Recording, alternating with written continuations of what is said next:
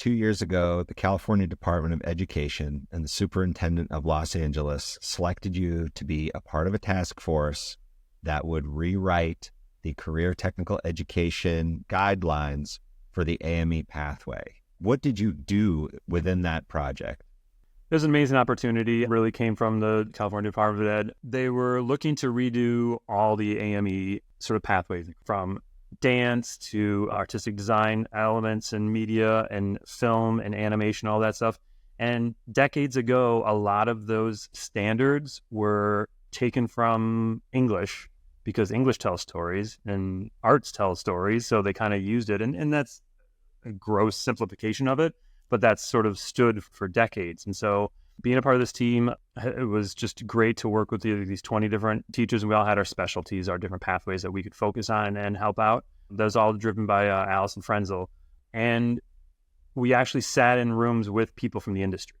When you are hiring somebody in animation, like, what do you need a storyboard artist to know? When you're trying to do a 3D design, what do you need people to know? You're trying to do a live events performance and you need camera people and audio people, like, what do they need to know? And so we were able to take all this, facilitate it, really go through and make sure that, again, when our students walk out of our classrooms, if they want to go right for a job at an entry level, what do they need to know? Then we would take that stuff and sort of see what overlap was there, what things were, this is actually a little bit too rigorous for a high school because they're not going to be able to get equipment to really try to teach it. And if we can't teach it, maybe we can at least let them know about it. They can be aware of it, but that's really something to advance. And so we kind of went through that process. These have not officially been approved. They're sort of in that last stage of being approved in California. Put in the hard work. The stuff is amazing. And it's really just something where, again, if you are new to teaching film, teaching animation, theater tech, stuff like that, there are now things out there. And ultimately, these new curriculum build up to specific jobs.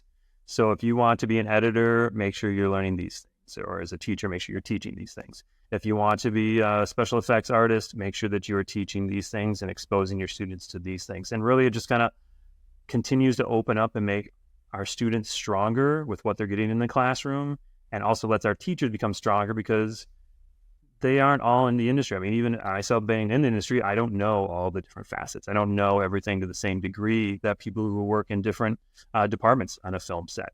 So it just allows everybody to be able to have a better sense. And again, this is coming from industry. This isn't like a bunch of teachers being like, oh, let's do a fun project that's this and this and this. Like, no, if you're going to teach audio, make sure you're teaching X, Y, and Z.